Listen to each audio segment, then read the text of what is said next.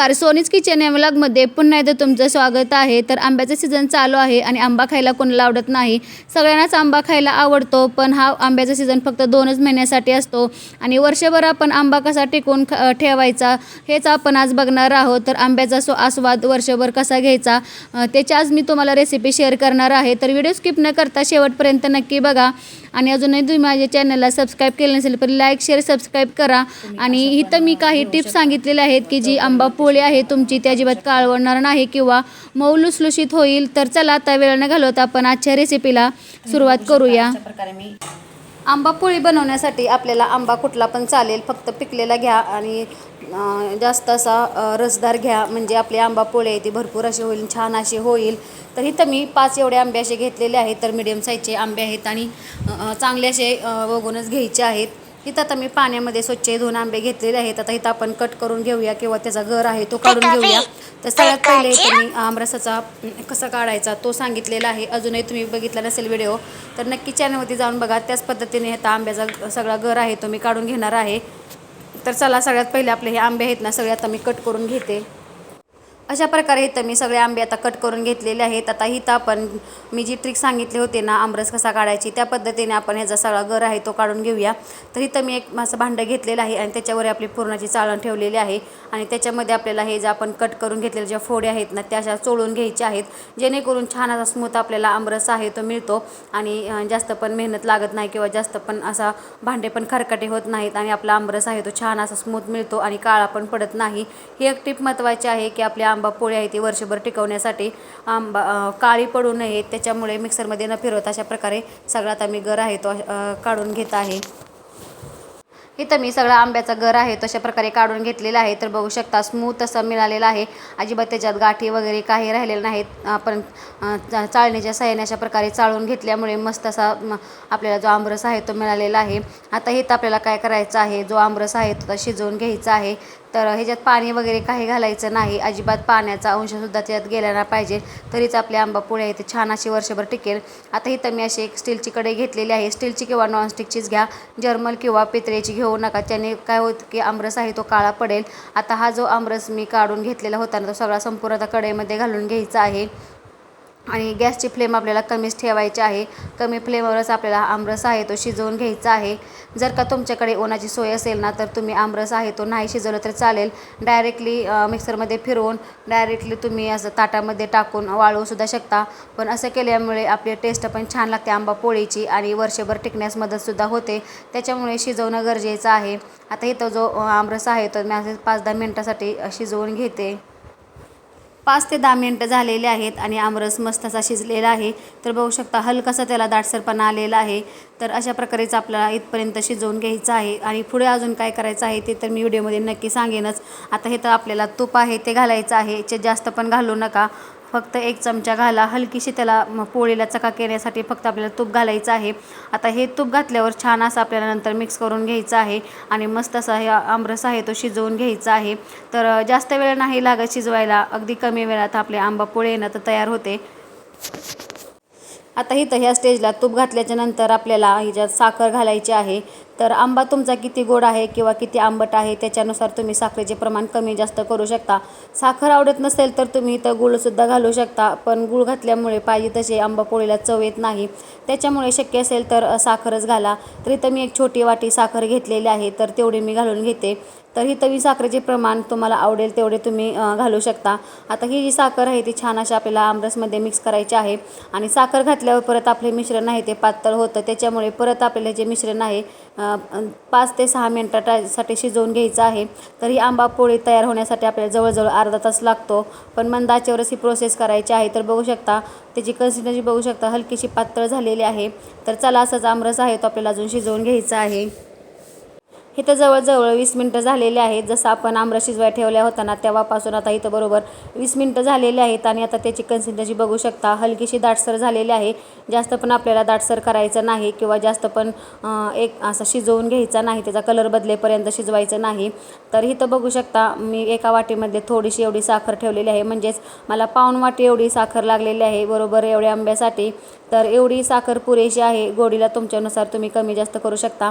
आता इथे एक मी तुम्हाला टिप सांगणार आहे, जे की आपले आंबा पोळे आहे ते छान अशी वर्षभर कलर आहे तसा टिकण्यासाठी किंवा काळी पडू नये म्हणून. तर इथं मी एक छोटीशी लिंबाची फोड घेतलेली आहे आणि 6 ते 8 आपले हे लिंबाचे जे थेंब आहेत ना, तर त्याच्यामध्ये लिंबाचा रस आहे तो घालून घ्यायचा आहे. तर छान असा मिक्स करायचा आहे. तर ही टिप लक्षात ठेवा, जेणेकरून तुमची आंबा पोळी आहे ना, त्या अजिबात काळी पडणार नाही किंवा मऊ लुसलुशीत होते. आता इथं आपल्याला परत हे मिश्रण आहे ते छान असं 10 मिनिटासाठी शिजवून घ्यायचं आहे. इथं आता जवळजवळ 25 मिनटं झालेले आहेत. आता इथं बघू शकता हलकासा दाटसर झालेला आहे, माझ्या मगापेक्षा थोडासा अजून दाटसर झालेला आहे. आता इथं आपल्याला चेक करून बघूया. तर इथं मी तुम्हाला चेक करून दाखवते. तर बघू शकता हलकीशी त्याची तार आहे ती तयार होत आहे. जास्त पण आपल्याला घट्ट असं बनवायचा नाही किंवा एक तारे असा हे त्याचा पाक आहे तो बनवायचा नाही. तर इतपतच आपल्याला हे जे मिश्रण आहे ते शिजवून घ्यायचं आहे. जे आपल्या आंबा पोळीसाठी मिश्रण आहे ते परफेक्ट आता हे तयार झालेलं आहे. तर बघू शकता व्हिडिओमध्ये बघतच आहात की किती छान असा कलर आलेला आहे आणि मस्त असं दाटसर झालेलं आहे. आणि जे पण आता हे कडला जे लागलेलं होतं ना, ते संपूर्ण काढून घ्यायचं आहे. छान असं मिक्स करून घ्यायचं आहे.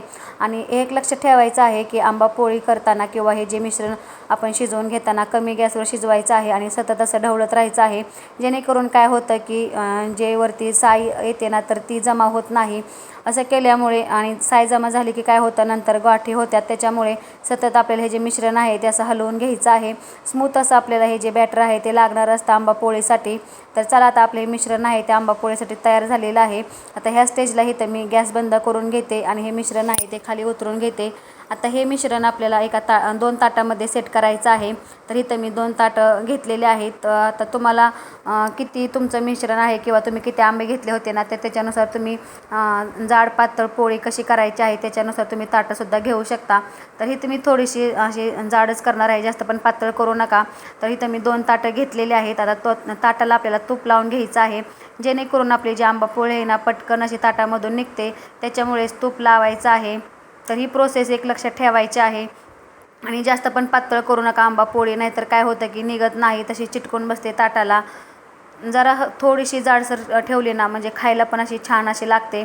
आता इथं ताटं पण रेडी झालेले आहेत. आता हे आपण जे मिश्रण आहे ना, तर ह्या ताटामध्ये काढून घेऊया. तर थोडं थोडं करून आपल्याला दोन्ही ताटामध्ये हे मिश्रण आहे ते काढून घ्यायचं आहे. तर इथं मी अशा प्रकारे दोन्ही ताटांमध्ये हे जे मिश्रण आहे ते निम्म निम्म घालून घेते. तर बघू शकता मस्त असं झालेलं आहे, कलर पण अजिबात बदललेला नाही. आता हे जे मी ताटामध्ये आहे ते संपूर्ण आता काढून घेते आणि छान असं सेट करून घेते.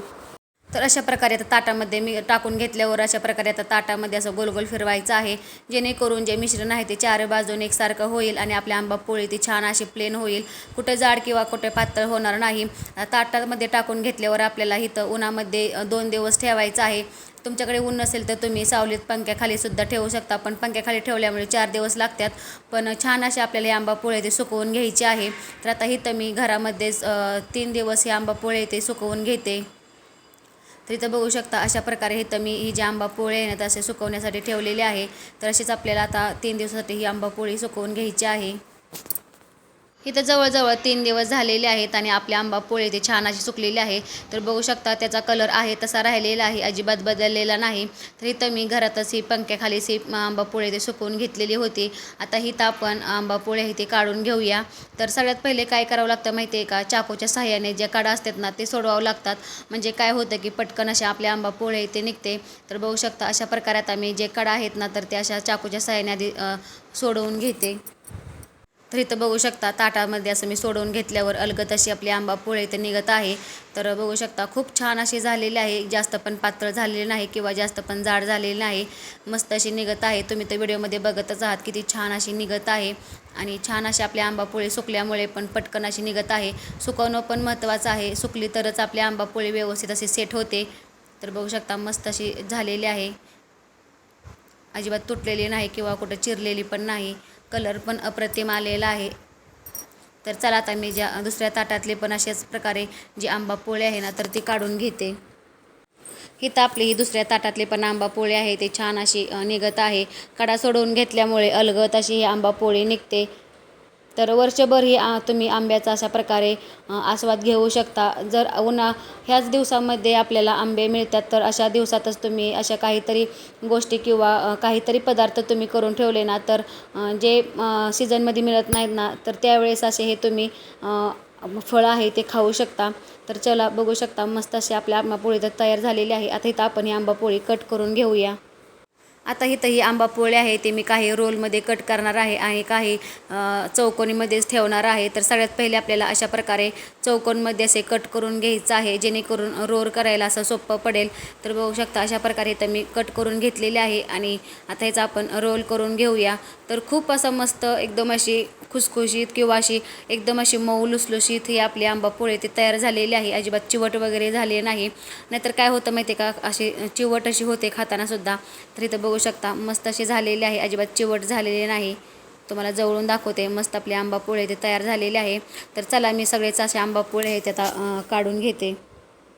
इथं मी दोन्ही ताटातले संपूर्ण आंबापोळी अशा प्रकारे कट करून घेतलेले आहे. काही अशी चौकोनी केलेली आहे आणि काही असे रोल केलेले आहे. तर बघू शकता तुम्हाला आवडेल तशा तुम्ही त्या शेपमध्ये हे आंबापोळी ते कट करून वर्षभरासाठी अशा प्रकारे स्टोअर करून ठेवू शकता. फ्रीजमध्ये न ठेवता आपल्याला बाहेरसुद्धा ही आंबापोळी वर्षभर आरामशीर राहते.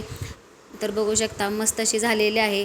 तर आजचा व्हिडिओ कसा वाटला नक्की मला कमेंटमध्ये सांगा आणि व्हिडिओ आवडल्यास प्लीज लाईक शेअर सबस्क्राईब करा आणि असेच माझ्या चॅनलवर कनेक्ट राहा, जेणेकरून माझ्या नवनवीन रेसिपी तुम्हाला बघायला भेटतील. आणि शेजारीच बेल आयकॉन बटन आहे ते सुद्धा नक्की प्रेस करा, म्हणजे माझ्या व्हिडिओच्या नोटिफिकेशन सगळ्यात पहिल्या तुम्हाला येतील. तर चला आता नेक्स्ट व्हिडिओमध्ये भेटूया, तोपर्यंत धन्यवाद.